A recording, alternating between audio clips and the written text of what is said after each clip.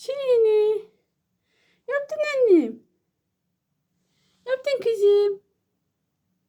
Alayım seni. Anne. Mamalarını. Mamanızı getirdim. Gel. Pıs pıs pıs pıs. Şirin'i. Dilini sevdim. Ne yaptın annem? Aman kızım.